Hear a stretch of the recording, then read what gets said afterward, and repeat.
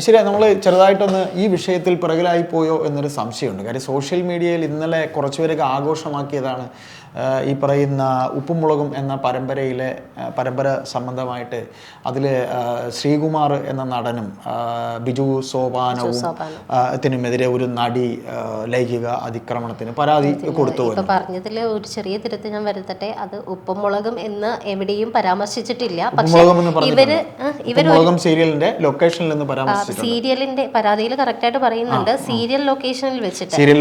പക്ഷെ ഇവര് രണ്ടുപേരും കൂടി ഉള്ളത് ഉപ്പും മുളകും മാത്രമാണ്. അപ്പൊ അത് അവിടെ ക്ലിയർ ആണ്. പക്ഷെ ഉപ്പും മുളകും എന്ന് അവരുടെ പരാതിയിലില്ല, പരാതിയിൽ പറഞ്ഞിട്ടില്ല. ഏതായാലും ഒരു വേള ഞാനും ഈ ഉപ്പുമുളകും എന്ന പരമ്പരയുടെ ഒരു പ്രേക്ഷകനാണ്. ചക്കപ്പഴം എന്ന ഞാൻ പരമ്പരയല്ല, അതൊരു സിറ്റ്കോമാണ്. സാമൂഹിക പരിസ്ഥിതി കാലാവസ്ഥയിൽ നമ്മളെയൊക്കെ ജീവിതത്തിൽ ശ്രീകണ്ഠൻ നായർ സാറിന്റെ ഒരു ശ്രമം തന്നെയാണ്. ശ്രീകണ്ഠൻ നായർ സാർ ഇപ്പോൾ അത് 24 ചാനലിൽ അധികം ശ്രദ്ധ കേന്ദ്രീകരിക്കുന്നെങ്കിലും തുടക്കത്തിൽ 24ന്റെ ഒരു അവിഭാജ്യ ഘടകം തന്നെയായിരുന്നു ഉപ്പുമുളക്. അപ്പോൾ ഈ ബിജു സോപാനം എന്ന നടനെ കുറിച്ച് എനിക്കറിയാം, ശ്രീകുമാറിനെ കുറിച്ചും എനിക്ക്, ഇവരുടെ നടന്മാരെ കുറിച്ച് എനിക്ക് വ്യക്തിപരമായി അറിയാം. അല്ലാതെ ഇവരുടെ പേഴ്സണൽ ലൈഫിനെ കുറിച്ച്, ബിജു സോപാനത്തിന്റെ പേഴ്സണൽ ലൈഫൊന്നും എനിക്കറിയില്ല.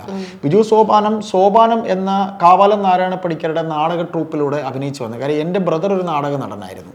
അപ്പോൾ അവൻ തിരുവനന്തപുരത്ത് അഭിനയ എന്ന് പറഞ്ഞൊരു നാടക സമിതിയിലൊക്കെ ഉണ്ടായിരുന്നവനാണ്. അപ്പോൾ അതുകൊണ്ട് തന്നെ എനിക്ക് ഈ നാടക സമിതിയും സ്കൂളിൽ അല്പം നാടകം കളിച്ചിരുന്നവനാണ് ഞാനും. അപ്പോൾ അതുകൊണ്ട് എനിക്ക് ഈ പറയുന്ന സോപാനം എന്ന നാടക സമിതിയെക്കുറിച്ച് എനിക്കറിയാം. അപ്പോൾ അതിൽ ബിജു നല്ലൊരു നടനാണ്. കാര്യം നമ്മൾ വെഞ്ഞാറമൂട് സ്വരാജിനെ കണ്ടു കഴിഞ്ഞ ശേഷം മലയാള സിനിമയിൽ സ്വാഭാവിക അഭിനയം കാഴ്ചവെച്ച ഒരു നടനാണ്. ഇപ്പോഴും അങ്ങനെ തന്നെയാണ്.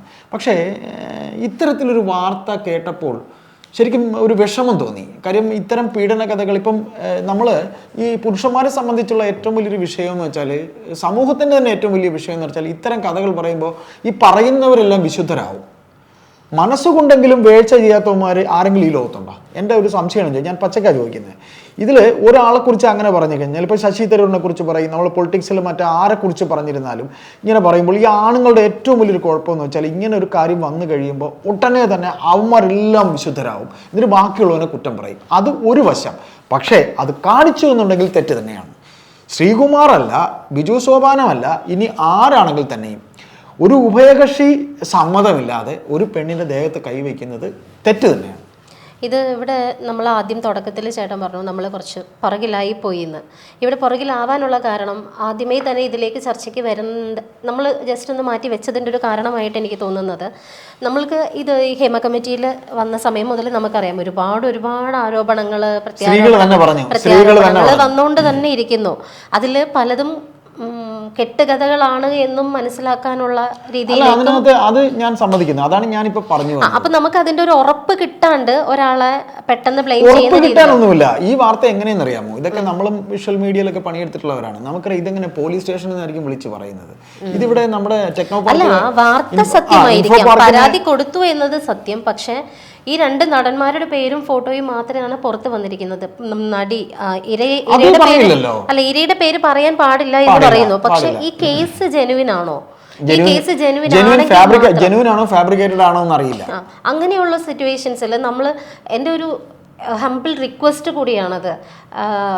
ഈ നമ്മൾ ഇരയ്ക്ക് കൊടുക്കുന്ന ആ ഒരു പൊതിഞ്ഞ് കെട്ടി നമ്മൾ മാറ്റി വെക്കുന്നുണ്ടല്ലോ, അതേ ഇത് ഈ കേസ് ജെനുവിൻ ആണോ എന്ന് തെളിയുന്നത് വരെയെങ്കിലും ആക്ഷേപിക്കരുത്. അതെ, അവരുടെ വീട്ടിലും മക്കളും കൊച്ചുമക്കളും ഒക്കെ ആയിട്ട് പെൺകുട്ടികൾ ഉണ്ടാവാം. അവര് തെറ്റ് ചെയ്തവരാണെങ്കിൽ ഷുവർലി തെറ്റ് ചെയ്തിട്ടുണ്ടെങ്കിൽ ഉറപ്പായിട്ടും അവർക്ക് ശിക്ഷ കിട്ടണം. അവരെ എക്സ്പോസ് അറിയിക്കുന്നത് പോലീസുകാരായിരിക്കും. എക്സ്പോസ് ചെയ്യപ്പെടേണ്ടവരാണ് അങ്ങനെയാണെങ്കിൽ, തെറ്റ് ചെയ്തിട്ടുണ്ടെങ്കിൽ. പക്ഷെ അതിന്റെ ഒരു പ്രാഥമിക അന്വേഷണം കഴിയും വരെ ശരിയാ. ഇത് സംഭവം എന്ന് പറയുന്നത്, ഇതിനിപ്പോ ജാമ്യത്തിനൊക്കെ പോകുമ്പോഴേ അതിന് നമ്മളെ യഥാർത്ഥ കഥകളൊക്കെ നമുക്ക് അറിയാൻ പറ്റുള്ളൂ. അപ്പൊ അത് അങ്ങനെ നിന്നോട്ടെ. ഈ പരമ്പരയുടെ തുടക്കകാലം മുതൽ ഈ പരമ്പരയ്ക്ക് ഒരുപാട് വിവാദങ്ങളുണ്ടായി. അതെ അതെ, ആദ്യം നീലു എന്ന കഥാപാത്രത്തെ അവതരിപ്പിക്കുന്ന നിഷ സാരംഗ്, ആ യുവതിയെ, അവർക്കൊരു 45 വയസ്സും കണ്ട കഴിഞ്ഞൊരു സ്ത്രീയാണ്. അവരെ കുറിച്ച് ഇപ്പൊ കേൾക്കുന്ന ഒരു കഥ, അവർ വീണ്ടും കല്യാണം കഴിച്ചു എന്നൊക്കെ പറഞ്ഞിട്ട്, അത് ഈ പറയുന്ന പോലെ ഒരു യൂട്യൂബ് ആകുമ്പോഴത്തേക്ക്, സോഷ്യൽ മീഡിയ ആകുമ്പോൾ ഒരു കല്യാണം കഴിക്കട്ടെ, അനന്ത തെറ്റ്, അവരുടെ ജീവിതമല്ലേ. അപ്പൊ അത് പലതരത്തിൽ വ്യാഖ്യാനിക്കാം. അങ്ങനത്തെ ഒരു ആർട്ടിസ്റ്റ് വൈസ് നോക്കുമ്പോൾ എനിക്ക് ഒരുപാട് അവര് ഭയങ്കര ഇഷ്ടമാണ്, അവർ എനിക്ക് ഭയങ്കര ഒത്തിരി ഇഷ്ടമാണ്. ഇഷ്ടം അവരൊരു തോന്നിയിട്ടുള്ള അമ്മ ഒരാളാണ്. വേഷമാണ് ചെയ്യുന്നത്, 5 മക്കളുടെ അമ്മ വേഷമാണ് ചെയ്യുന്നത്. അതുപോലെ ഈ ബിജു സോപാനവും 5 മക്കളുടെ അച്ഛൻ വേഷമാണ് അഭിനേത്രി ചെയ്യുന്നത്. ഒരു നല്ല നടനാണ് ബിജു സോപാനം. അതുപോലെ ഇവര് നടിയെ കുറിച്ച് അവരെ ഈ സംവിധായകൻ, അതായത് ഒരു വേള റിപ്പോർട്ടർ ചാനലിൽ എം പി ദികേഷ് എന്ന് പറയുന്ന പത്രപ്രവർത്തകന്റെ മുമ്പിൽ നമ്മൾ ഇരിക്കുന്ന പോലെ സ്റ്റുഡിയോയിൽ വന്ന് അവർ കരയുകയായിരുന്നു. കരഞ്ഞ് അവർ ഈ പരമ്പരയിൽ ഉടനീളം അവർ ത്രട്ടൺ ചെയ്തു എന്ന് പറഞ്ഞു. അതിന്റെ സംവിധായകനാണ്. അപ്പോ ആ കേസ് പിന്നെ എന്തായി? അത് കോംപ്രമൈസ് ആയി.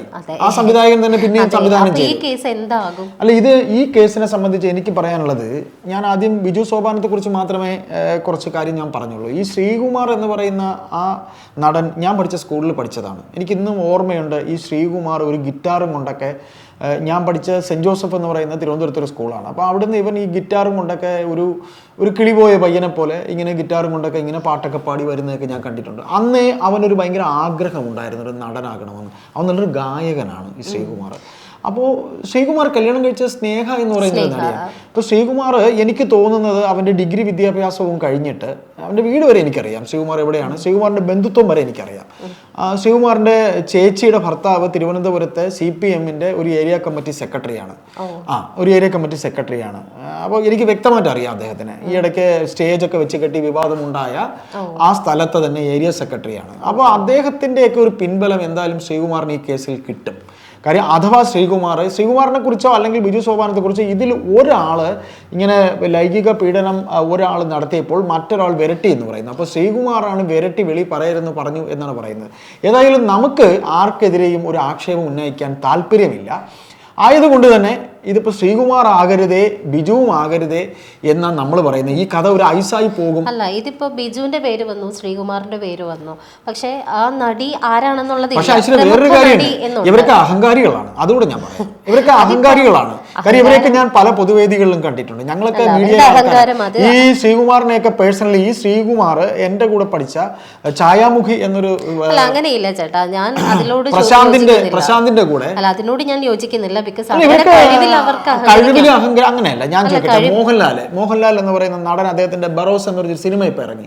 അദ്ദേഹം ആ സിനിമ കഴിഞ്ഞ് ഇറങ്ങിയിട്ട് അദ്ദേഹത്തിന്റെ കാണികളോട് നിന്ന് സംസാരിക്കുന്ന വീഡിയോ ഒക്കെ കണ്ടു. അതല്ലാണ്ട് വീഡിയോസില് മോഹൻലാല് മാറ്റുന്നതും കണ്ടിട്ടുണ്ട്. അതൊക്കെ ഞാൻ പറയാം, കലാകാരന്മാരാണ്. അവരെന്തെങ്കിലും നേടിയെടുത്തിട്ടുണ്ടെങ്കിൽ അതൊരിക്കലും പാടില്ല. കലാകാരൻ, ഇപ്പൊ നമ്മൾ MD-യെ കുറ്റം പറയുന്ന ഒരു സമൂഹമുണ്ടല്ലോ, അതുപോലെ തന്നെ ഞാൻ പറയുന്നു ഇവർക്കൊക്കെ ഈ സ്റ്റാർഡം കൊടുത്തതാണ്. നമ്മൾ ഇവരെ ഈ ഒരു അകലത്തിൽ നിന്ന് മാത്രമേ കാണുന്നുള്ളൂ. നമുക്കൊന്നും ഇപ്പൊ ആരും ഒന്നും പറയണ്ട. ഞങ്ങളൊക്കെ പേഴ്സണലി വേദിയിൽ നിന്ന് കണ്ടെന്നല്ല പറയുന്നത്. ഞാൻ എൻ്റെ കൂട്ടുകാരന് ഒരു നാടക സംവിധായകനുണ്ട്, പ്രശാന്ത് നാരായണൻ. അവൻ മരിച്ചുപോയി. അവന്റെ ഒരു നാടക സമിതിയിൽ വെച്ച് കണ്ടിട്ട് ഈ ശ്രീകുമാരൊക്കെ നമ്മൾ അറിയാത്തൊരു ഭാവത്തിലൊക്കെയാണ് പെരുമാറിയത്. നമ്മളൊന്നും അത്ര ഈ പറയുന്ന പോലെ ഈ പറയുന്ന നടനും ഒന്നും ആയില്ലെങ്കിലും 10 അക്ഷരം എഴുതിയൊക്കെ നമ്മളെ കുറച്ചവർക്ക് അറിയാം. അഹങ്കാരം അതൊക്കെ അവരുടെ. അതുകൊണ്ട് ശ്രീകുമാർ ഇതില് നമുക്ക് വ്യക്തിവിരോധമൊന്നും ശ്രീകുമാറിനോടും ഇല്ല, ബിജു സോപാനത്തോടും ഇല്ല. പക്ഷെ അവർ ഈ തെറ്റ് കാണിച്ചിട്ടുണ്ടെങ്കിൽ അത് തെറ്റ് തന്നെയാണ്. പക്ഷെ അതിനെ ആഘോഷമാക്കേണ്ട കാര്യവുമില്ല എന്ന് ഒരു നാണയത്തിന് 2 വശങ്ങളുണ്ട്. ആഘോഷമാക്കേണ്ടതില്ല എന്ന് പറയുമ്പോൾ അവർ തെറ്റ് ചെയ്തിട്ടുണ്ടെങ്കിൽ ആഘോഷിക്കപ്പെടുക തന്നെ വേണം. പക്ഷേ അത് ആഘോഷിക്കപ്പെടുകയല്ല,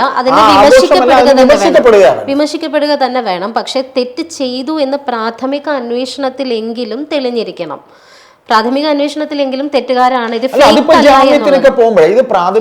ഫേക്ക് അല്ല എന്ന് തെളിഞ്ഞതിന് ശേഷം ഇങ്ങനെ പുറത്ത് കൊടുക്കായിരുന്നു. ഇതിപ്പോ വേറൊരു പിന്നെ ഈ കുട്ടി, ഇവർ ഈ പീഡനത്തിന് ഇടയാകാൻ സാധ്യത ഉണ്ടായിരുന്ന കുട്ടി ചാനൽ അധികൃതരോട് സംസാരിച്ചിരുന്നു. ചാനൽ അധികൃതർ അതിനെ കാര്യമായി എടുത്തില്ല. അങ്ങനെയാണ് ഇവർ ഹേമ കമ്മീഷൻ, പിന്നെ ഹേമ കമ്മീഷൻ അല്ലേ ഇപ്പൊ നമ്മൾ ഹേമ കമ്മീഷൻ കൊച്ചി ഇൻഫോപോസ് പോലീസ് ആണ് എടുത്തിരിക്കുന്നതെന്നാണ് എന്റെ വിശ്വാസം. അത് SIT-ക്ക് കൈമാറിയിട്ടുണ്ട്. പക്ഷെ ഇവിടെ ഈ നടി എന്ന് പറയുമ്പോൾ പലരും വിചാരിച്ച് വെച്ചിരിക്കുന്നത്, ആദ്യം നമ്മൾ ഉൾപ്പെടെ വിചാരിച്ചത് ഒരു ഈ ഇടയ്ക്ക് പുതിയതായിട്ട് വന്ന ഒരു നടിയാണ് ഈ കുട്ടി എന്നാണ് വിചാരിച്ചത്. അങ്ങനെ പലരിലേക്കും നമ്മളുടെ സംശയം പോവുകയാണ്.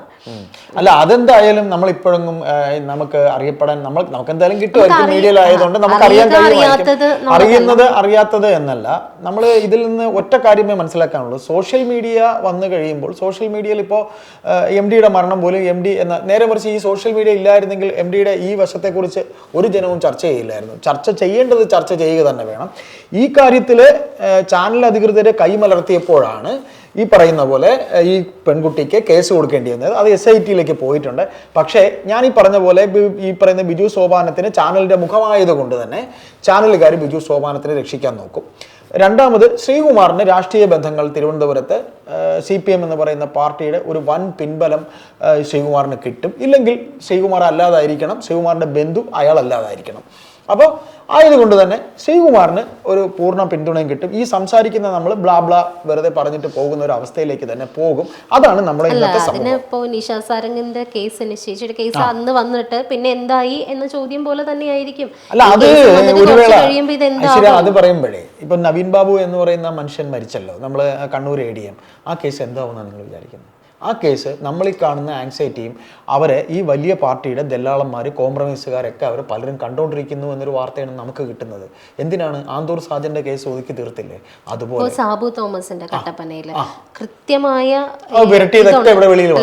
വിരട്ടുന്നതുണ്ട്, ആത്മഹത്യാ കുറിപ്പുണ്ട്, അതിനകത്ത് കൃത്യമായി പേരുണ്ട്, എന്നിട്ടും അസ്വാഭാവിക മരണത്തിന്. അതാണ് ഈ സമൂഹം എന്ന് പറയുന്നത് കാര്യം. അതിൽ എനിക്ക് ഏറ്റവും സങ്കടം തോന്നിയൊരു കാര്യം, അന്നത്തെ ദിവസം പാർട്ടി നിലപാട് വ്യക്തമാക്കാനായിട്ട് CV വർഗീസ് ഒരു പത്രസമ്മേളനം നടത്തിയിരുന്നു. അതിനകത്ത് വന്നിട്ട് പത്രക്കാരോട് ഇത് കഴിഞ്ഞിട്ട് പറയുന്ന 2 ഡയലോഗ്സ് ഉണ്ട്.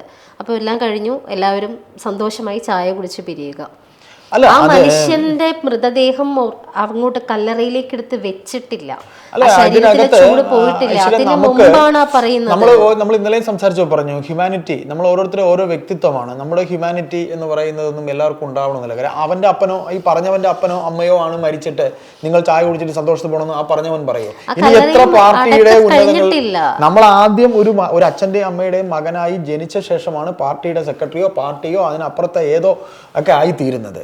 അപ്പൊ അതുകൊണ്ട് ആദ്യം ഒരു മനുഷ്യനാവുക. ഇപ്പൊ ഞാനിപ്പോ ഈ ശ്രീകുമാറിന്റെ കഥ പറഞ്ഞ പോലെ ശ്രീകുമാർ ഒരു വലിയ നടനായി എന്നും ബിജു സോപാനം ഒരു വലിയ താരമായി എന്നും ചിന്തിക്കുന്നതിന് മുമ്പ് ആദ്യം അവരൊരു മനുഷ്യരാണെന്ന് ചിന്തിക്കുക.